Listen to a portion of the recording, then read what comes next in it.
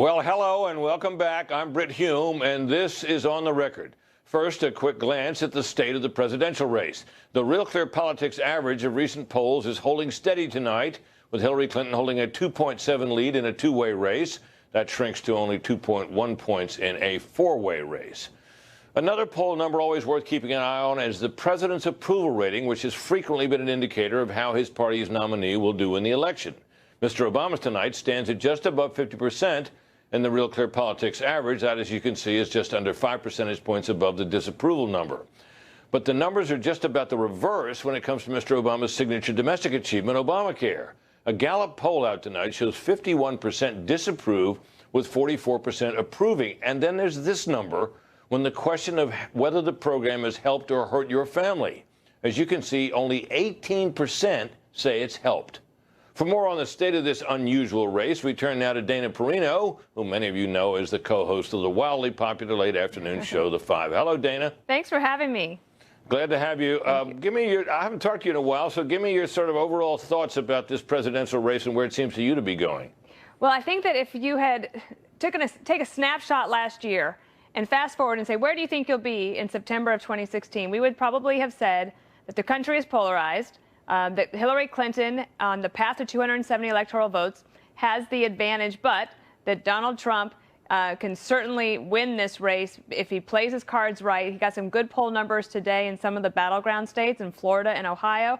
Not doing as well in Pennsylvania as he would like, but that's okay. Republicans can win without Pennsylvania. Where he has to be concerned is probably North Carolina. So you're getting down to the nitty-gritty, but, you know, I'm really good at sports metaphors, Britt. You might not know that. This is the way I describe it. I know a little bit about boxing. You know when the boxers are just stuck in the middle and they're hugging it out and no one can land a knockout punch? I think that's where we are on September of 2016. Well, you said if Mr. Trump plays his cards right, and what, in your view, would that mean? Well, part of it is that he's had a pretty good month, right? So his fundraising numbers are decent.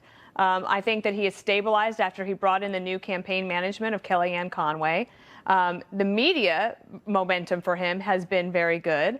The thing is that Hillary Clinton's media has been really bad this past week. But then almost every single time, Donald Trump ends up rescuing her, and you have going into the weekend, a conversation not about his decent performance, if you think that he did well at the Commander-in-Chief Forum, but she comes out today and says, I'm going to hold a serious press conference about national security, and we're going to talk all weekend about his affection for Vladimir Putin, the president of Russia. We have a little bit of that, Dana, from Secretary Clinton after she came out of her meeting with national security advisors. Let's listen to it.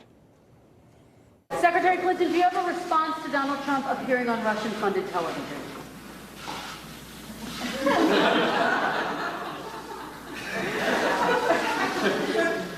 You know, every day that goes by, this just becomes more and more of a reality television show. It's not a serious presidential campaign. In case you couldn't quite hear her, she was talking about, the question was about Donald Trump appearing on Russian television. In fact, he did an interview with Larry King, whom we all know from years and years on American television, who does a podcast that airs on RT, which is Russian television, or Russia Today, I think it's called formally. And so he was in a position of, saying his usual stuff. The Trump camp is saying tonight they didn't know this was going to be on Russian television. So how does that play in your judgment? When you have an entire staff and they're professionals, you should know that Larry King's work shows up on Russia Today, which is state-run propaganda arm of Russia television. Now, Larry King is a friend of Donald Trump. He's a friend of a lot of people. He's been in media for a long time. Here's the thing I would ask. Why does Donald Trump need to do a podcast with Larry King anyway? He did it as a favor. Larry King's a friend of his, but what votes are you going to actually solidify by doing a podcast with Larry King? He's very good at media. He loves it. And the thing with a candidate at this point in the race, if you're Kellyanne Conway, is trying to figure out a way to tell the candidate, I know the last thing you want to do is to have to call these 5 people and talk to them about why you need their support and maybe ask them for money for the fundraising for the campaign. Because what he would rather do is eat dessert, which is the fun media interviews that he gets to do. But this one, once again, came back to bite him.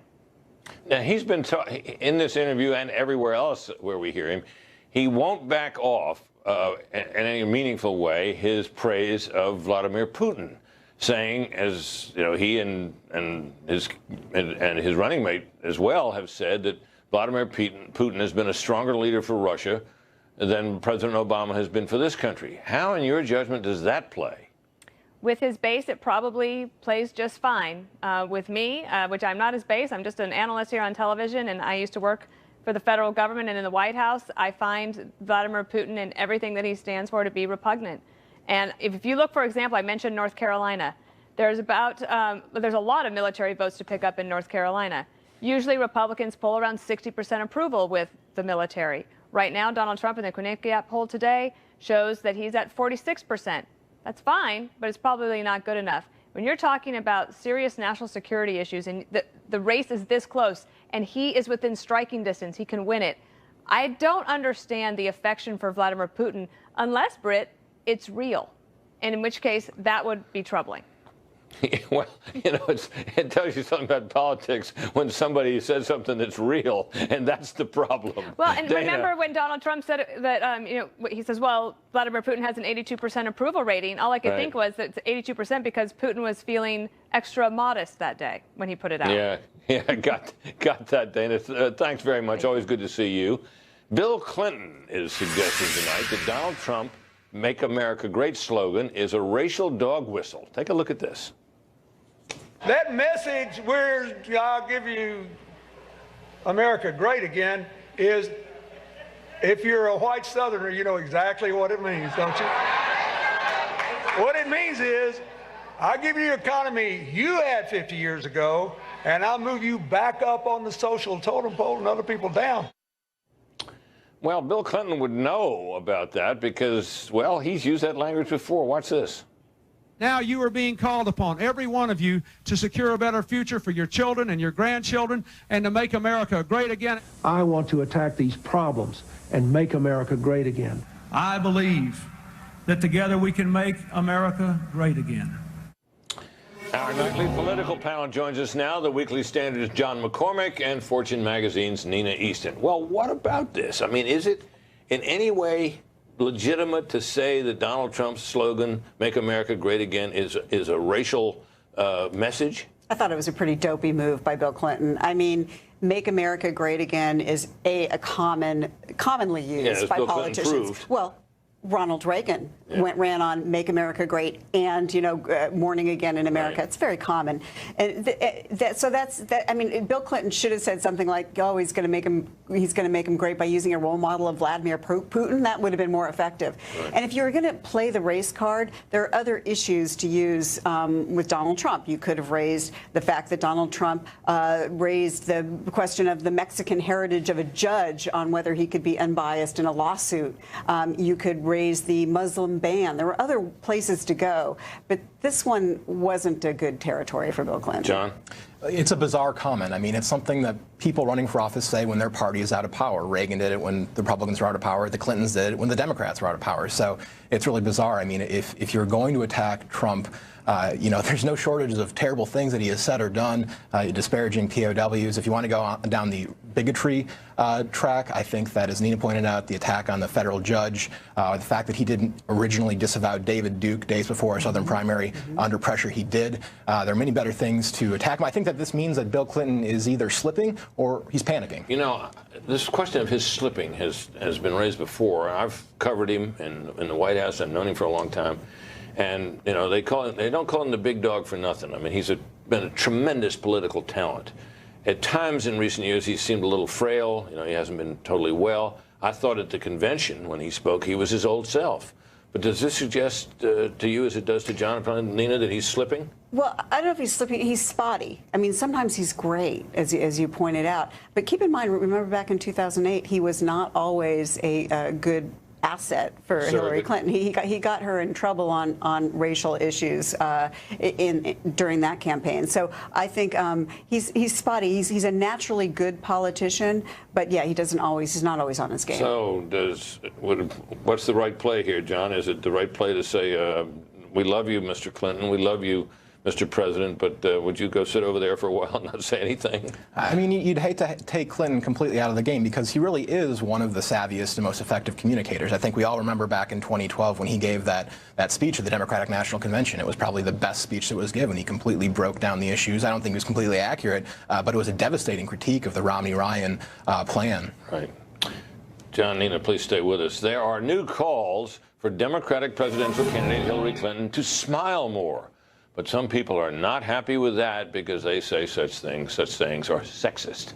The controversy reemerged this week when RNC Chairman Reince Priebus criticized Hillary Clinton's performance at a primetime presidential forum. He tweeted, quote, Hillary Clinton was angry and defensive the entire time, no smile and uncomfortable, upset that she was caught wrongly sending our secret. In response, Ms. Clinton tweeted, actually, that's just what taking the office of president seriously looks like. The exchange sparked quite a debate. Watch. RNC's accusation that she didn't smile during the forum. She did look irritated in that particular half hour, and she had a reason to be irritated. I don't take my advice, and I don't take anything seriously that comes from the RNC. She got defensive? She didn't look warm and fuzzy? Donald Trump chose to talk about his deep admiration and support for Vladimir Putin.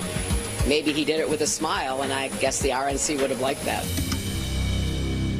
The co-host of Fox and Friends Weekend, my buddy Tucker Carlson, joins us now. Hiya, Tucker. What do you make of this? Hey, Brett. I think it's weird. I mean, look, she's actually acting against her own interests here. She sent out a whole ton of surrogates to accuse Trump and the RNC of sexism. If you think about it for a minute, that doesn't serve her interests. Hillary Clinton's main strength is that she is strong. She spent 35 years on the public stage. She's been embroiled in a lot of scandals, and she's still standing. And that's something I think even her detractors can admire, something I admire, actually. She has a toughness. And yet when she calls foul on sexism, when she says they're being mean to me because I'm a woman, or when she, as she did the other day, recalls some insult that she heard 50 years ago and concedes that it still wounds her, she comes off as brittle. And I don't think that helps her case at all. You know, at the Democratic convention I was on after her speech, and it struck me that she did some things very effectively in that speech, particularly her critique of Donald Trump. But she seemed, and she has at other times on the campaign, to be kind of angry and joyless and, yes, unsmiling. I said that on the air, and I really caught it on Twitter from people who said, you know, you're just a sexist. I can't believe somebody's saying that. But it raises this question, Tucker. In America today, is it possible for a woman to be shrill? And if so, or joyless or unsmiling, is it possible for somebody to say that with someone who is worth $250 million? The idea that she's put upon because of her sex is insane. If she's a victim of bias, then who isn't? But again, Hillary Clinton is winning when she seems stern and in control. I think this, her attempts to play, a human being have been ham-handed and failed. People are really afraid about the course of the country. And I think if you seem like the sober leader, you win. And so, sort of be yourself and stop whining. Whining never makes you look strong. It makes you look weak.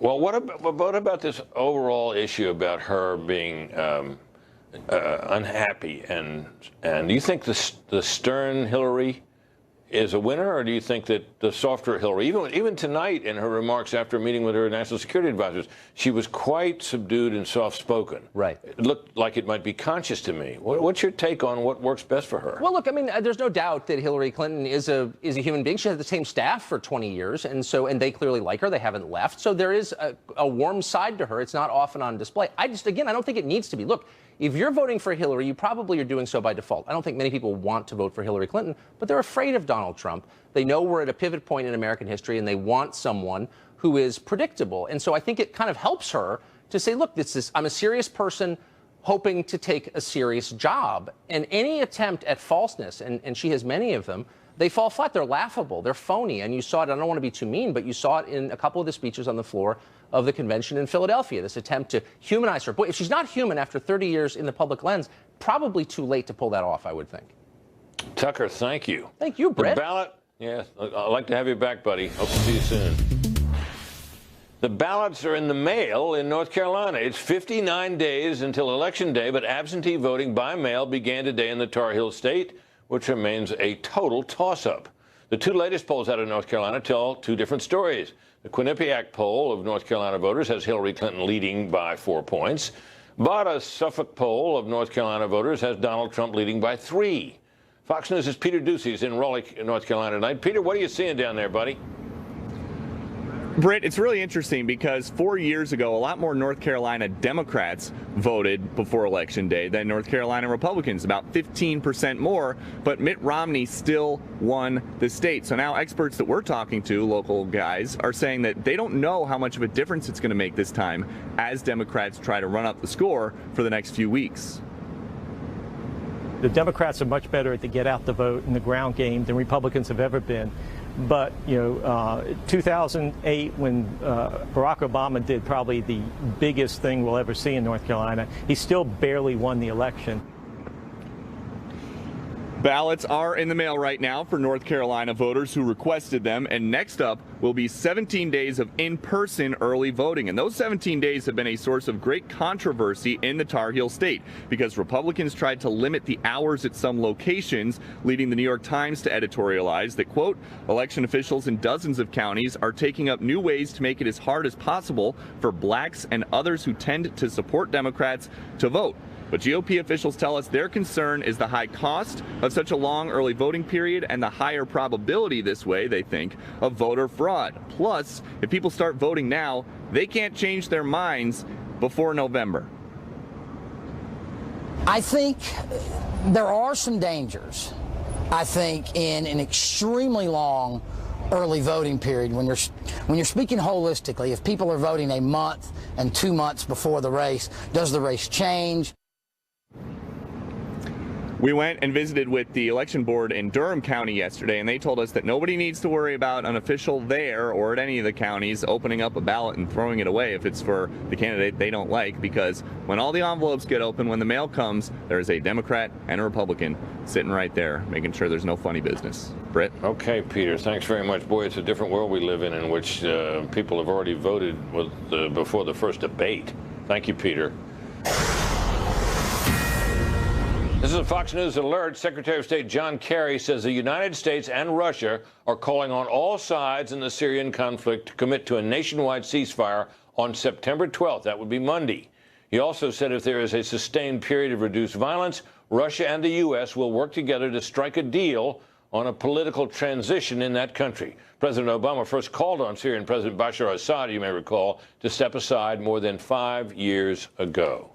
North Korea, meanwhile, says it tested a, quote, higher-level nuclear warhead. It is the country's 5th nuclear test and 2nd in just 8 months. The test sparked international outrage, and Pyongyang claims this latest test proves it has the technology to build stronger and lighter nuclear weapons. Fox News Chief Washington correspondent James Rosen is at the State Department tonight. Hi, James. Britt, good evening. Secretary Kerry and his aides have been working on all cylinders and several continents tonight, but without success, to rally the member states of the UN Security Council to take some stern action in response to the North Korean nuclear test. The Democratic People's Republic of Korea, or DPRK as the North calls itself, proclaimed the underground blast a complete success, with regime scientists having, quote, standardized a nuclear warhead that can be mounted on ballistic missiles. South Korean officials estimated the force from the detonation was equivalent to 10 kilotons of TNT. By comparison, the atomic bomb the United States dropped on Hiroshima had a yield of 15 kilotons. Secretary Kerry was in Geneva hammering out those final details on the Syrian ceasefire with his Russian counterpart Sergei Lavrov. Kerry said he had spoken to key allies Japan and South Korea.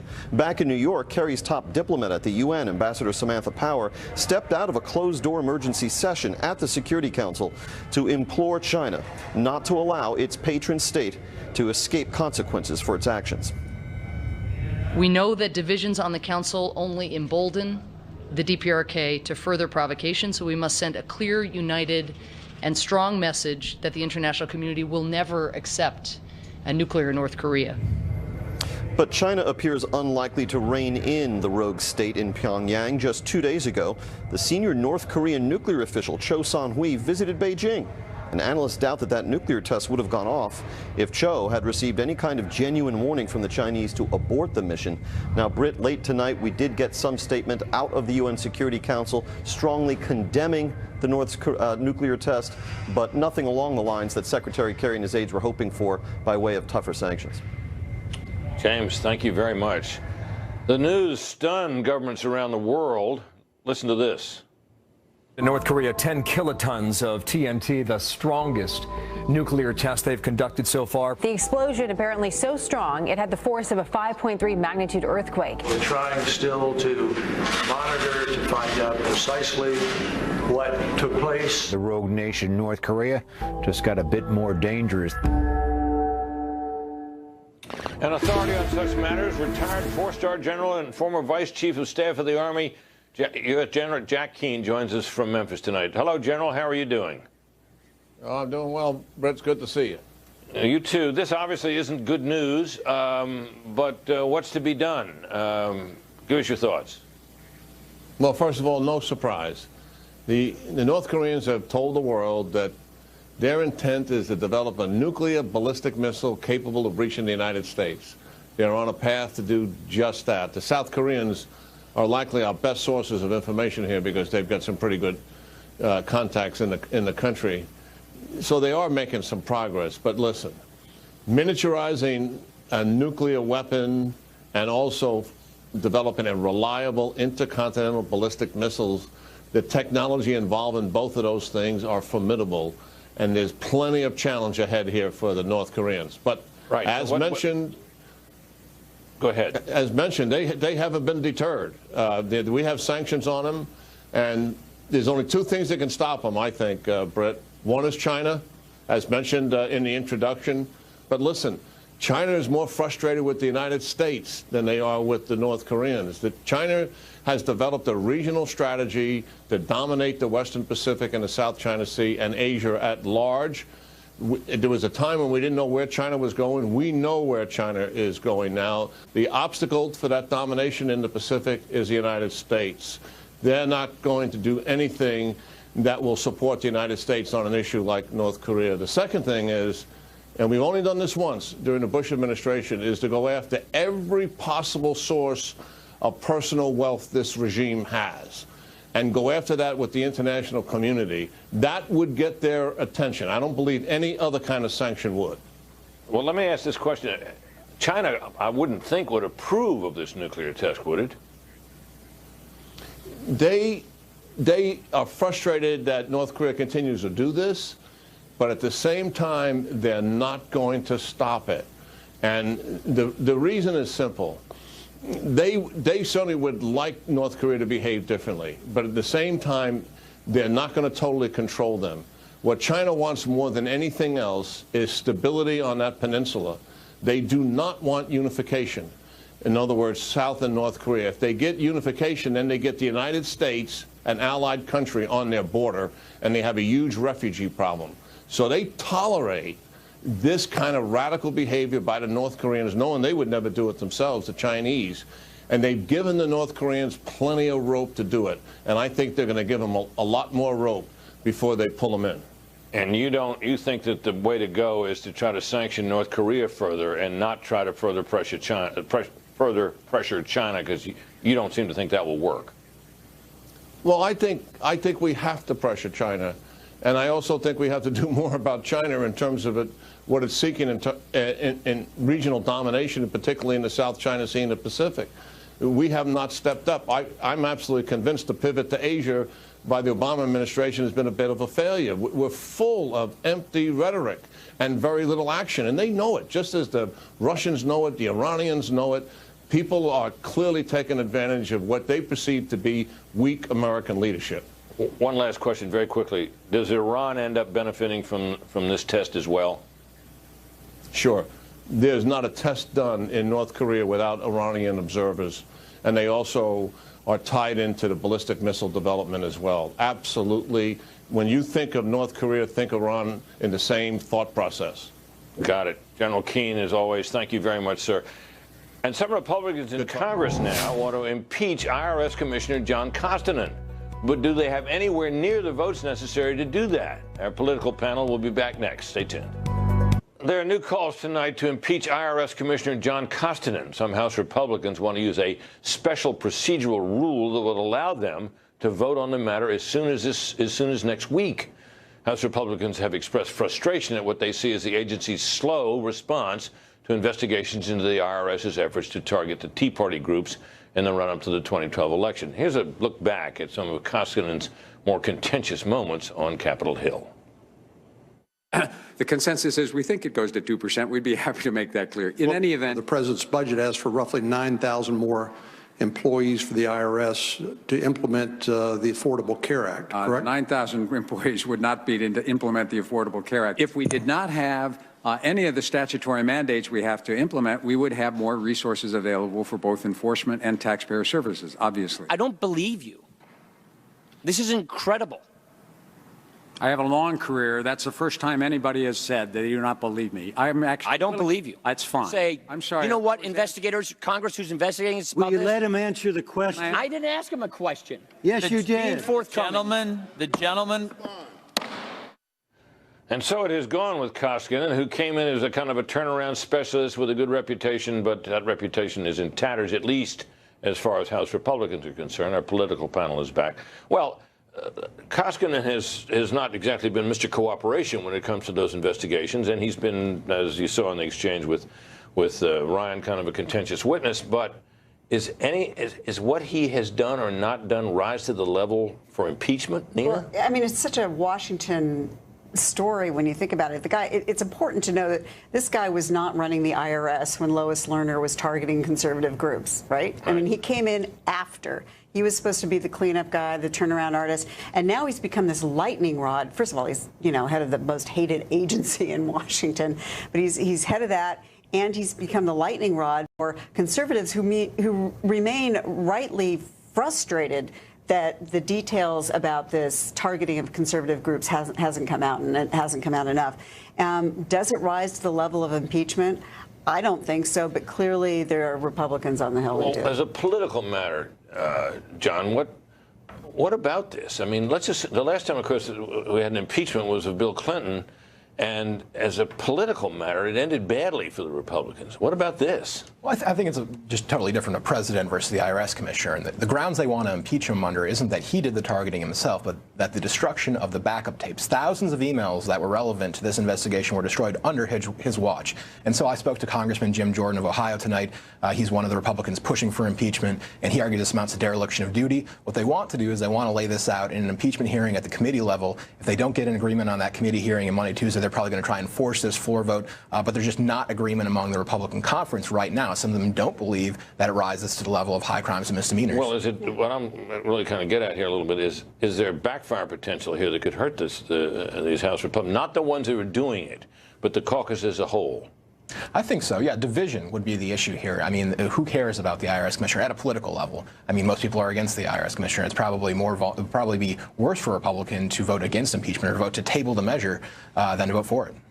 Well, I think there's blowback in that, you know, there's a sense, of course, we know that Congress is in its incredibly low ratings, and people don't like Congress, and they think it's a do-nothing Congress. And I think actions like this do feed into that sense that they're going, why are they going in this direction? Yeah, why not? when we, you know, we've got this economy that's still struggling. We've got national security issues. We've got cyber issues. Right. We've got all of these crisis issues at the forefront. Nina, John, thank you very much. And speaking of issues that haven't been dealt with by Congress, Congress is not acting on the deadly Zika virus, and we need to know what's really going on about that, and we'll tell you next. Stay tuned. New concerns tonight over that Zika virus as Congress remains deadlocked on a bill that would take measures to combat the disease. Our man, Ed Henry, our senior national correspondent, has been on the story. Ed, good to see you, Brett. What can you tell us? Well, you know, this is a classic case of why our viewers get infuriated by Washington. A bipartisan effort to eradicate Zika has stalled in a battle over all things Planned Parenthood and abortion. This is a real problem. More than 1,500 pregnant women infected already and counting. So this is a government intervention maybe even conservatives could get behind. And the Senate seemed to have solved it in May. They passed a $1.1 billion package by a margin of 89-8. All the Democrats were on board. Then all of a sudden, Democratic leader Harry Reid led 3 filibusters over the last few months to block the funding that he and President Obama say they want. They're claiming falsely that the bill bans Planned Parenthood from getting money and that the bill, in fact, doesn't really touch Planned Parenthood's existing millions in tax dollars that they get. Democrats, though, wanted new tax money to go to Planned Parenthood for contraception since Zika is sexually transmitted. But the Zika infections are concentrated largely, as you heard there, in Florida, where there's a big Senate race. And you remember Marco Rubio. He's trying to hold off Democratic Congressman Patrick Murphy. He's up by about 7 points, Rubio, in the latest polls. And Democrats are running ads charging Rubio has blocked money for health clinics, quote, during this public health emergency, when in fact Rubio voted for the $1.1 billion package, and Murphy actually voted against it. He's a congressman right now, Murphy, and he voted against it in the House. So what this really is a proxy war over, you know, the Senate battle in Florida that has tied up the Senate on something that they should have gotten done a long time ago. It's a little brazen, though, isn't it, for the Democrats to be saying that Republicans, including Rubio, are blocking the bill when their guy voted against it. Right, over Planned Parenthood. Well, why does that matter? Because Planned Parenthood comes up, of course, in the presidential race and in a lot of these Senate battles. And when you look at the map, it's concentrated in Florida, this story, because of Zika.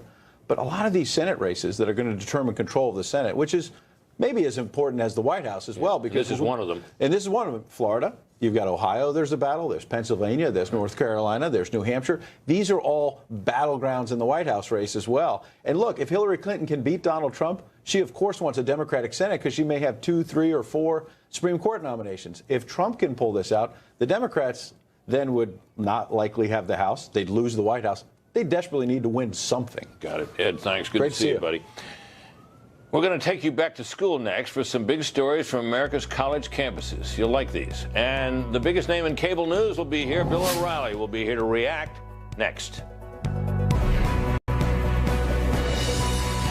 Tonight we have some stories from the nation's campuses of the kind we hope to make a regular part of this broadcast. First, to Brown University, which is now offering tampons in men's restrooms on campus. The president of undergraduate students at Brown led the initiative to put tampons in the men's room and hopes the move sets, quote, a tone of trans inclusivity, end quote. Brown University tells Fox News that the decision was student-led and independent of the university administration.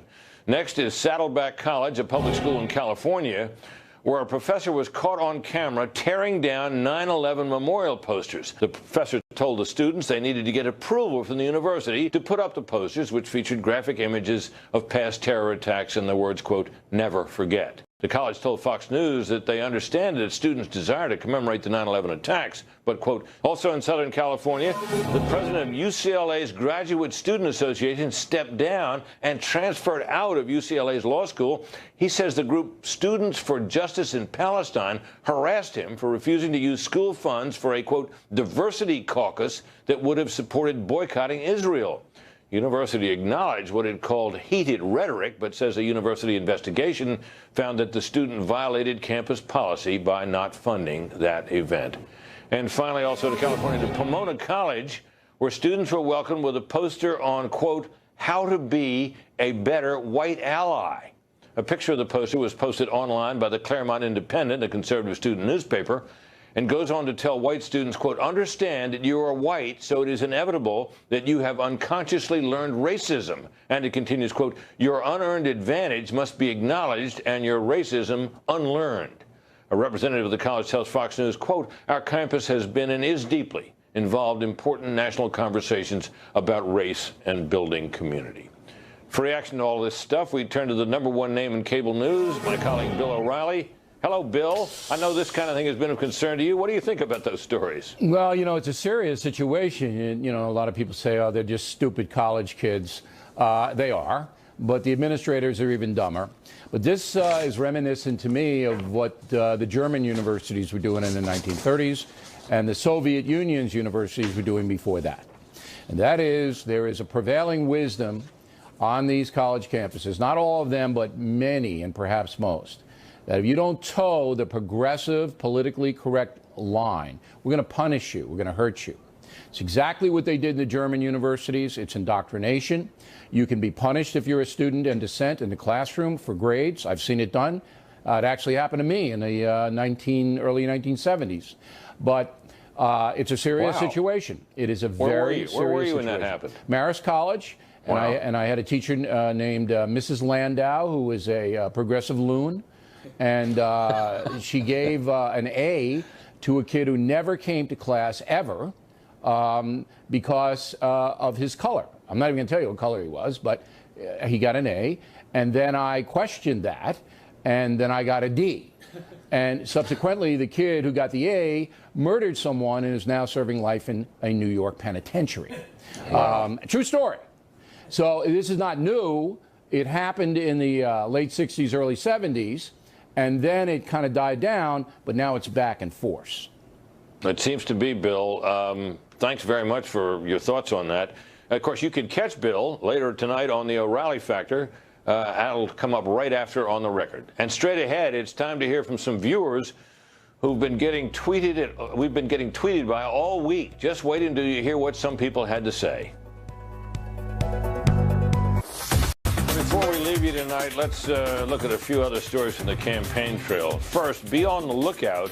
If you plan to be in a swing state this weekend, the Republicans have plans to storm 11 battleground states on Saturday. Nearly 5,000 Republicans, both party employees and volunteers, will be knocking on doors. The RNC hopes they'll reach 450,000 doors over the course of the day. They say they knocked on 2 million doors in June and July already.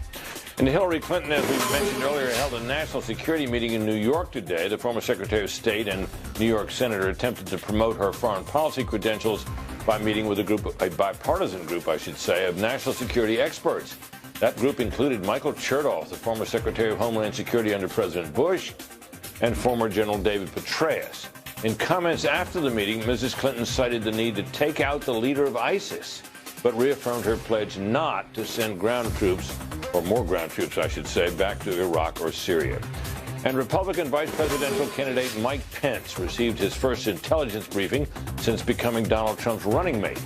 It lasted 2 hours and was held at a National Guard base in Indiana. Governor Pence said afterwards that he was, quote, grateful for the briefing. Governor Pence had a busy day today. He also released 10 years of his tax returns. The returns show that the Pence family donates 10% of their take-home pay to charity. His running mate Donald Trump still hasn't released his returns, but still says that he will once an audit of his taxes is complete. Now it's your turn to sound off. You might imagine I'm getting some feedback on Twitter about my performance in my first week here as anchor of On the Record. Sean wrote, quote, glad to see you back on television on a regular basis. Your analysis of politics is always fair. And Joe tweeted, love the show and appreciate your gravitas and dry wit. And Gene tweeted, quote, couldn't be happier that you're back on the air, voice of reason. But as you might imagine, there are other views. William tweets, quote, I would rather watch paint dry on the wall than you. And Kate said, in part, quote, fire this idiot, Fox News. Nobody likes him. It's like he's jealous of Trump or something.